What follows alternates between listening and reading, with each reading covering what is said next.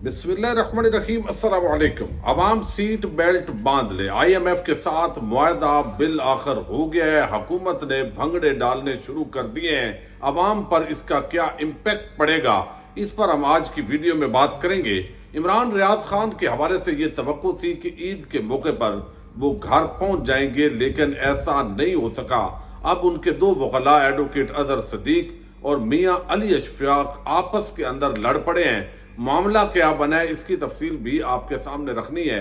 तंग आमद बजंग आमद, मालाकंड की अवाम ने पुलिस के खिलाफ एक अनोखा हल्फ उठाया है। ये हल्फ क्या है, इस पर भी बात होगी और उम्मीद करूंगा कि आप समाअत करेंगे और अपने कीमती फीडबैक से जरूर आगाह करेंगे। इस वक्त पूरे पाकिस्तान के अंदर तहरीक इंसाफ के कारकुनान और कायदीन के खिलाफ छापे जारी हैं और आपको इल्म है कि घरों के अंदर दाखिल हुआ जाता है, फिर चादर चार दीवारी के तकद्दस पामाल होने के साथ ये सामान तोड़ा जाता है। बाज़ जगहों पर चोरी और डकैती की इतलात है और अजीब किस्म का एक वैश्याना किस्म का सलूक है जो इस वक्त किया जा रहा है। आवाम के अंदर इसके हवाले से बड़ी नफरत पैदा हो रही है पुलिस फोर्स पर और एस्टैब्लिशमेंट के हवाले से भी। लेकिन चूंकि ये चीजें बहुत सारा अभी डंडा चल रहा है तो लोग खामोश हैं। लेकिन मालाकंड के अंदर साबिक सूबाई वजीर हैं, उनके घर पर भी छापा मारा गया है और वो 3 मरतबा पहले रिहा होकर आए हैं, यानी 3 मरतबा उन पर मुकदमा डाले गए और चूंकि बेगुनाह थे लिहाजा अदालत ने उनको रिहा करने का हुक्म दिया।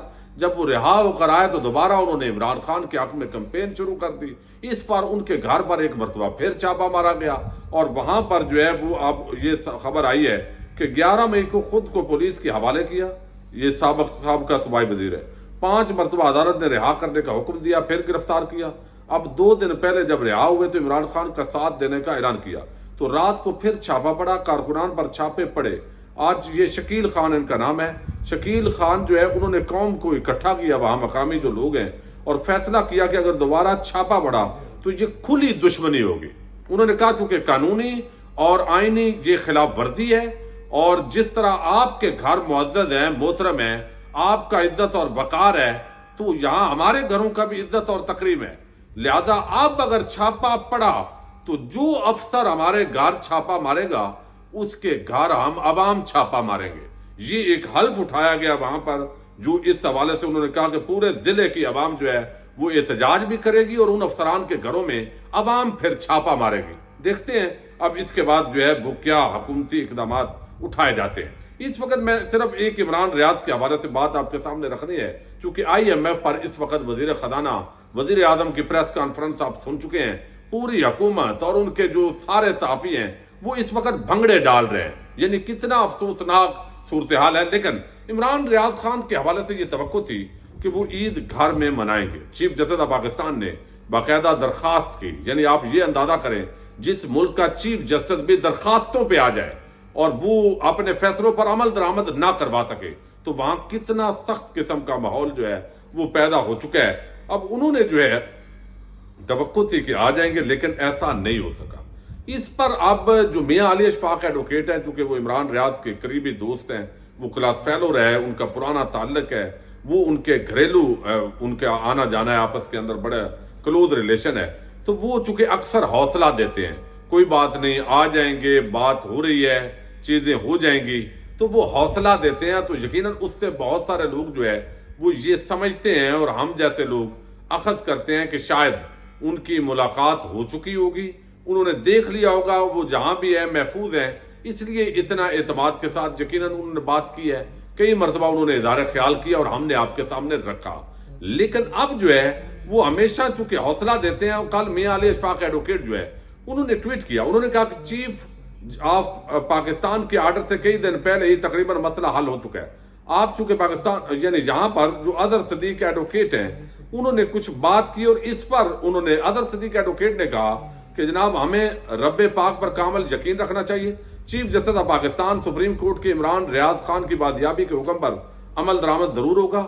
वफाकी हुकूमत, निगरान हुकूमत और उनके कारिंदे अपनी आईनी और कानूनी जिम्मेदारियां पूरी करने में नाकाम होंगे। दरअसल असल मुजरमान को उनकी पुष्टपनाही हासिल है। आज तकरीबन 50 दिन अगवा और हफ्ते बेजा को हो गए, तमाम इदारे खामोश तमाशाई बने हुए। तो उन्होंने कहा कि मियां अली अशफाक साहब आप सच बोलें और जो चीज है वो अवाम के सामने लाए। इस पर जो मियां अली अशफाक हैं انہوں نے کہا کہ چیف آف پاکستان کے آرڈر سے کئی دن پہلے ہی تقریباً مسئلہ حل ہو چکا ہے، آپ چونکہ پاکستان میں موجود نہیں ہیں۔ اظہر صدیق صاحب چونکہ پہلے UAE میں تھے اور پھر وہ لندن چلے گئے ہیں، اور یقیناً ان پر سخت پریشر ہے اس وقت۔ جتنے بھی عام کیسز لڑنے والے وکلاء ہیں، ڈاکٹر بابر اعوان تک بیرون ملک کے اندر ہے، ان کو یقیناً میسج دیا ہوگا کہ اگر آپ کو اپنا آپ عزیز ہے تاکہ آپ کے گھروں میں چھاپے نہ پڑے تو آپ کو پاکستان میں نہیں رہنا چاہیے، اگر رہنا ہے تو خاموش رہنا چاہیے۔ غالب امکان یہی ہے، جو ماحول ہے اسی طریقے سے ساری جو بات چیت ہے وہ کی گئی ہوگی۔ اب یہاں پر آپ چونکہ انہوں نے کہا پاکستان میں موجود نہیں ہے اور آپ کی چند دن کی موجودگی میں بھی یہ مسئلہ حل نہ ہوا، لہذا ایسی باتوں سے اجتناب کیا جائے۔ لاہور ہائی کورٹ کے چیف جسٹس کا کلیدی اور مرکزی کردار ہے عمران ریاض کی زندگی کو سب سے زیادہ محفوظ بنانے میں اور خیریت سے بازیابی کے قریب لے جانے میں۔ معزز چیف جسٹس آف پاکستان کے آرڈر پر اس کی روح کے مطابق عمل نہ ہوا ہے، عوام کو حقیقت پر مبنی باتوں سے آگاہی دینی چاہیے۔ عمران ریاض سے متعلقہ مزید کچھ سامنے لانے والے ہوں اور آپ سب کو مزید حقائق اور آگاہی جو ہے اس کی خبر آنے والی ہے۔ اب اس پر جو ہے وہ انہوں نے میاں جو اظہر صدیق ہیں، چونکہ اظہر صدیق صاحب بھی وکالت کرتے رہے ہیں عمران ریاض صاحب کی بھی اور عمران خان صاحب کی بھی، لیکن اظہر صدیق صاحب کہتے ہیں کہ میاں صاحب سچ بولنا رہے، حق پر چلنا ہے، کس چیز کا مسئلہ حل ہونا ہے سچ بتائیں قوم کو۔ کوئی جرم اگر عمران ریاض خان نے کیا ہے تو قانون کے مطابق سزا ملنی چاہیے، تاکہ شرائط ماننے پر ہر تاریخ پر تاکہ شرائط مانی نہ کہ شرائط ماننے پر ہر تاریخ پر میرے دفتر کے وکلاء عدالت میں موجود ہوتے ہیں، عدالتی احکامات ریکارڈ کا حصہ ہے، میں کسی منافقت کا حصہ نہیں بن سکتا۔ اور یہ انہوں نے اس پر ولاگ بھی کیا ہے، پروگرام کیا ہے۔ تو اس پر میاں علی اشفاق اور ایڈوکیٹ اظہر صدیق ان کے مابین آپس کے اندر لڑائی ہوئی ہے، لیکن عمران ریاض خان بہرحال گھر نہیں پہنچے۔ اللہ تعالیٰ ان کی حفاظت کرے اور ان کے جو گھر والے ہیں ان کو صبر عطا فرمائے اور اس کامیابی کے ساتھ وہ اپنے جو مقصد ہے اس کے اندر کامیاب ہو۔ اب آپ دیکھیے کہ پچھلے تقریباً جب سے یہ حکومت آئی ہے پاکستان کی IMF کے ساتھ ڈیل رکی ہوئی ہے، اور اب خاص طور پر نومبر سے یعنی تقریباً 7 مہینے ہونے والے ہیں۔ 7 مہینوں کے بعد یہ ابتدائی طور پر جو ڈیل ہے وہ فائنل ہوئی ہے $3 ارب کی۔ کسی زمانے کے اندر پاکستان کے اندر جب قرضہ لینا ہوتا تھا تو کہا جاتا تھا کہ IMF نے شکنجہ کس دیا ہے اور ہم نے جو ہے وہ IMF نے ہمیں جکڑ لیا ہے، لیکن اب وہ وقت آ گیا ہے اور عجیب کماش کے صحافت میں، وکالت میں، سیاست میں عجیب ذہنیت کے لوگ جو ہے وہ میدان میں آئے ہیں کہ IMF کے ساتھ معاہدہ ہوا، یقیناً یہ پاکستان کے لیے ضروری تھا، قرضے چونکہ ہم نے اتنے بڑھائے ہوئے ہیں اور آگے جو ہے، لیکن اس پر بھنگڑے ڈالے جا رہے ہیں۔ ایسے لگ رہا ہے جیسے قومی جشن منایا جا رہا ہے، بھئی IMF نے ہمیں قرضہ دے دیا ہے۔ یہ بجائے اس کے کہ شرم میں ڈوب کے مر جاؤ، اور آپ پچھلے 75 سالوں سے جس حالت میں پاکستان کو لے گئے اور زرداری اور شریف مافیا پچھلے تقریباً جو ہے وہ آپ بھٹوازم کو لے کے 50 سال کا جو عرصہ ہے پاکستان کو اس سطح پہ آپ نے ڈبویا، برباد کیا، عام آدمی پر جو ہے وہ قرضے آپ نے چڑھائے، مہنگائی، بے روزگاری، سرمایہ کاری کی کمی، اور دنیا کہاں سے کہاں پہنچ گئی۔ کتنی آپ ایک ایئر لائن جو ہے وہ ایمریٹ ایئر لائن آپ دیکھیں یا کوئی بھی، وہ پاکستان کا جو سالانہ جو GDP ہے اس سے وہ زیادہ آپ سمجھیں کہ وہ کما رہی ہے۔ اب یہ PIA اس کا بیڑا غرق کر دیا ہے، سٹیل مل جو ہے وہ بیچنے پہ آ گئے ہیں، سارے ادارے آپ نیلام کر رہے ہیں، بیچ رہے ہیں، اور قرضے پر آپ جشن منا رہے ہیں۔ اب یہ جشن کیوں منایا جا رہا ہے؟ بھئی ایک تو یہ کہ وقتی طور پر ہم 9 مہینے کا یہ معاملہ ہے، پہلے میں آپ کے سامنے یہ رکھ لوں۔ اب معاہدہ یہ ہے کہ پاکستان اور IMF کے درمیان $3 بلین کا سٹاف لیول کا سٹینڈ بائی معاہدہ طے پا گیا ہے۔ IMF کی طرف سے جاری کردہ پریس ریلیز میں بتایا گیا ہے کہ مشن کا پاکستان کے ساتھ $3 بلین کا سٹاف لیول کا معاہدہ طے پا گیا ہے۔ اس معاہدے کی منظوری ابھی IMF کے ایگزیکٹو بورڈ سے ہونی ہے۔ پریس ریلیز میں بتایا گیا کہ IMF بورڈ کی طرف سے اس معاہدے کی منظوری جولائی کے وسط میں دیے جانے کا امید ہے۔ IMF کے مطابق سٹینڈ بائی ارینجمنٹس پاکستانی حکام کو حالیہ بیرونی دباؤ کے شکار معیشت کو استحکام کی طرف لے جائے گا، مدد دے گا، اور یہ معاہدہ میکرو اکنامک استحکام کو برقرار رکھنے اور کثیر جہتی اور دو طرفہ شراکت داروں سے فنانسنگ کے لیے ایک فریم ورک فراہم کرنے کے لیے حکام کی فوری کوششوں کی حمایت کرے گا۔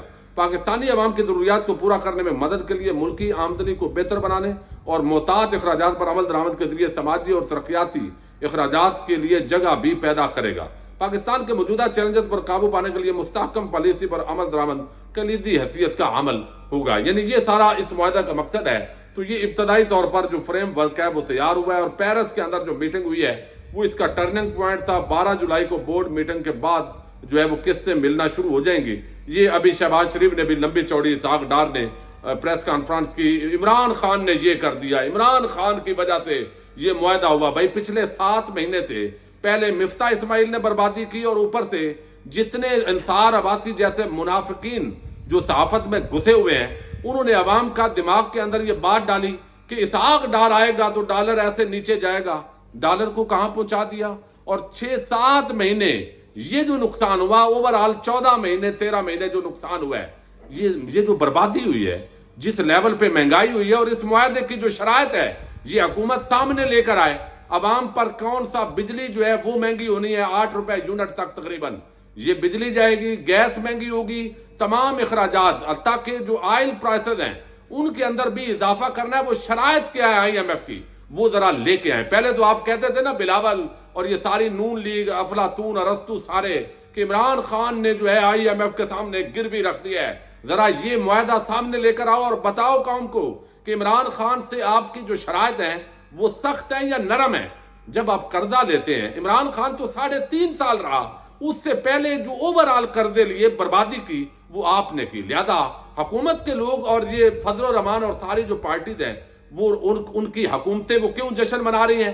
میرا اندازہ یہ ہے، ایک تو یہ ہے کہ اب کچھ نہ کچھ منصوبے شروع کریں گے جلدی الیکشن سے پہلے، اس میں سے کچھ نہ کچھ کمیشن کچھ لوگ پکڑیں گے، ان کی الیکشن کمپین جو ہے اس کے لیے ان کو خرچہ پانی مل جائے گا۔ لہذا ناچو بھائی ناچو، نون لیگ والوں، پیپلز پارٹی والوں، فضل الرحمان صاحب، سب ناچو، گھنگرو توڑ دو۔ اب آپ کہیں گے یہ میڈیا کے ہمارے جو صحافی ہیں یہ کیوں گھنگرو توڑ رہے ہیں؟ اس کی بھی ایک بنیادی وجہ ہے بھائی، یہ ابھی جو پیسہ ملا ہے اس کو اڑانا تو ہے نا IMF نے جو دیا ہے، لہذا اشتہارات دیے جائیں گے ٹی وی چینلز کو۔ وہ ٹی وی چینلز کو جب اربوں روپے کے اشتہارات ملیں گے تو ہمارے جو اینکر بھائی ہیں ان کی تنخواہوں میں بھی اضافہ ہوگا، ان کو بھی مزید پیسے ملیں گے۔ پھر اسپیشل جو ہے وہ ایک ماحول سازی ہونی ہے، اس کے لیے علیحدہ سے پیسہ ملے گا، لہذا ان کا بھی ناچنا بنتا ہے، وہ بھی ناچیں۔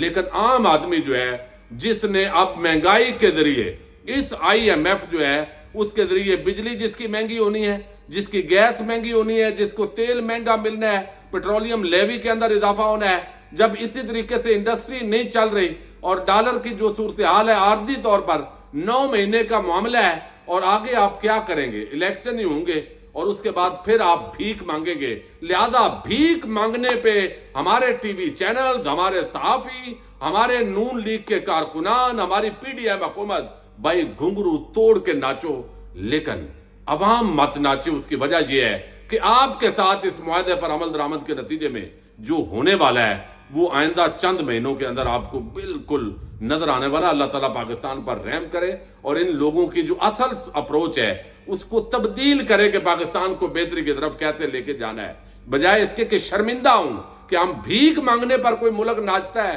لیکن یہاں پہ ہو رہا ہے۔ اور ہمارے وزیر اعظم اور اسحاق ڈار صاحب نے تو ابھی پریس کانفرنس کے اندر جو کچھ بیان کیا، وہ اگلی ویڈیو کے اندر یہ پہلے کیا کہتے تھے اور اب کیا کہہ رہے ہیں اس پر بھی بات کریں گے۔ اجازت دیجیے گا، اللہ حافظ۔